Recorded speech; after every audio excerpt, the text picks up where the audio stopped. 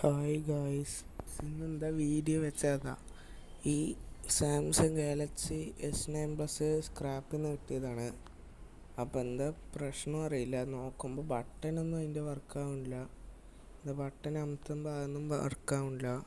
എന്തായാലും ഊരി നോക്കിയപ്പോൾ കാര്യമായിട്ട് പ്രശ്നമൊന്നും കാണില്ല.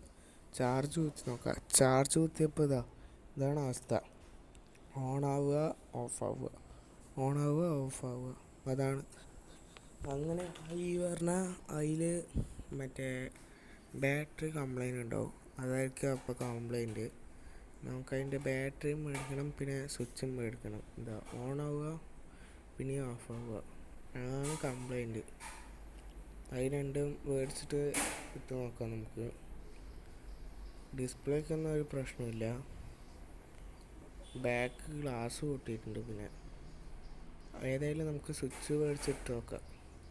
വോളിയം ബട്ടണും മറ്റേ ക്യാമറേൻ്റെ ബട്ടണും പിന്നെ ഈ പവർ ബട്ടണുമാണ്.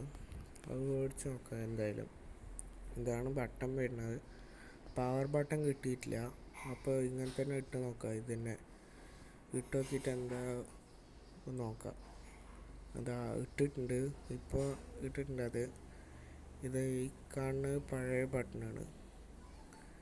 അത് മാറ്റി ഇപ്പോൾ പുതിയതാക്കി. ഇനി അതിൻ്റെ ബാറ്ററി ഇടണം. ബാറ്ററി ഇതാ മേടിച്ചിട്ടുണ്ട്. ഇതാണ് ബാറ്ററി.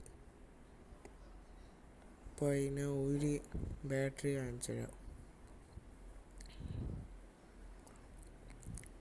ഇതാ ഊരി എടുത്തിട്ടുണ്ട് കവറിന്. ഇനി എടുക്കട്ടെ. അത്